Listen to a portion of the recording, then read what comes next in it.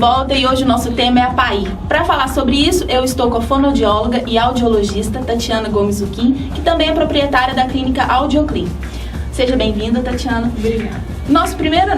Minha primeira pergunta é sobre o seguinte: o mundo que a gente vive hoje é um mundo muito barulhento, cheio de ruído, todos os lugares que a gente vai, academia, questão do iPod, iPhone, tudo com muito barulho. Eu queria saber quais são as consequências para a nossa saúde. Então, a principal consequência disso, que pode aparecer não imediatamente, mas ao longo do tempo, é a perda auditiva induzida por ruído, que é o que a gente chama de PAI. O que é isso? Então, a perda auditiva induzida por ruído, ela ocorre justamente pelo excesso de ruídos que a pessoa é submetida. Então, por exemplo, às vezes trabalhadores em indústrias também são submetidos a um ruído muito intenso quando não usam o equipamento de segurança adequado. Hoje em dia a gente tem os jovens que estão utilizando imensamente, uma grande variedade, os MP3, o MP4, as boates têm um volume de som altíssimo. Então, essa carga de intensidade sonora faz com que a célula do ouvido, a célula ciliada, morra, literalmente, é isso que acontece, e aí causa perda auditiva induzida por ruído. E essa célula não pode ser reconstruída? Não. Uma vez que a pessoa apresenta a perda auditiva induzida por ruído, que geralmente ela é neurosensorial, bilateral, ou seja, ela ocorre igual nas duas orelhas, existe toda uma configuração audiológica em cima disso, né? Não é qualquer tipo de perda auditiva que é por causa de barulho, de som. Então essa é clássica, ela é bilateral e ela é irreversível, ou seja, não tem cirurgia, não tem medicamento, não tem repouso. Às vezes a pessoa fala assim, fiquei exposto a um ruído muito intenso durante 15 anos da minha vida, agora eu nunca mais vou ouvir nada, e vai voltar? Não vai. É irreversível mesmo. E esse mundo que a gente vive, isso também é irreversível, né? Nós já não conseguimos mais viver sem esse barulho. Então, quais os cuidados que a gente deve ter para não ocorrer isso que a PAI? A poluição sonora, ela realmente está aí nas ruas, os carros, as buzinas, né? Tudo isso tem muito barulho. O que a gente pode fazer é não ficar exposto a esse ruído durante muito tempo. Então, por exemplo, não é que eu vou impedir todo mundo de ir nas boates, em festas, em shows, nada disso. Mas se você é um profissional dessa área, se você trabalha, se você é músico, você é porteiro de uma boate, se você é segurança, ou seja, que está exposto muito intensamente a isso aí, que tome os cuidados. No caso, por exemplo, seria a proteção auditiva, o protetor auditivo, que é introduzido dentro do canal auditivo, e aí a pessoa consegue diminuir aquela intensidade de som. Tem um outro público, que são os jovens, que geralmente entre 10 a 19 anos, que usam os MP3, os iPhones, MP4, e às vezes usam com uma intensidade muito grande. Além do volume ser muito alto, que tem uns que chegam a 90 decibéis, outros chegam a 110 decibéis. Isso corresponde, só para a gente ter uma noção, corresponde a um ruído de um trator ou de uma turbina de avião.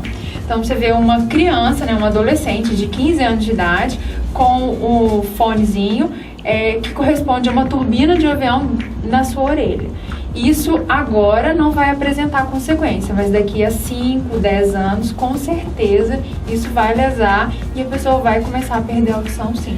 E quais são os sintomas para quem está em casa e tem filhos, às vezes que escuta música o dia inteiro? Quais são os primeiros sintomas que ela vai começar a perceber esse problema? Então, para esse tipo de perda auditiva, que é induzida por ruído, o que mais acontece é o seguinte, o zumbido. A pessoa vai dormir, desliga o iPhone, aí deita na cama e começa a ouvir um barulho de um grilo ou um apito muito agudo, e aquilo ali a pessoa não consegue dormir e vai ficando cada dia mais irritada.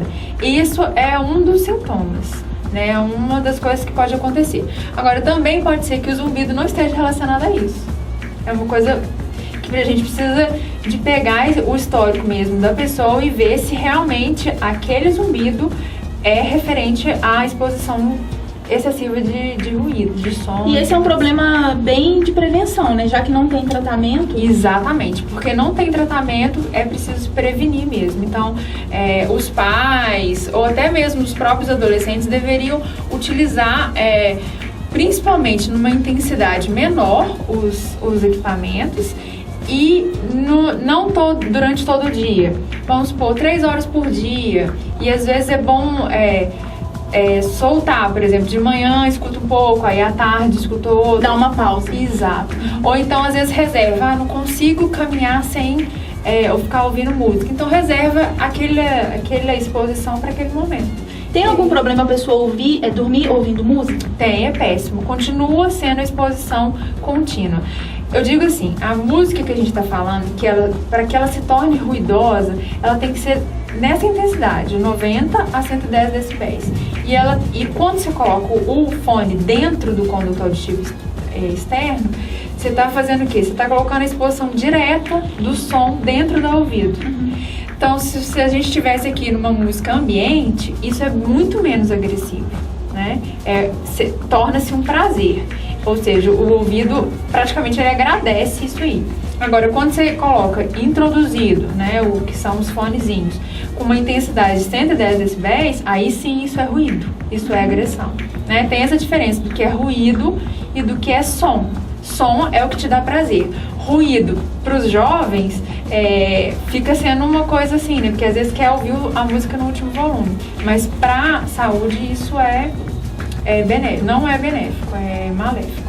Faz mal. Eu quero agradecer a sua presença, te espero em outro programa.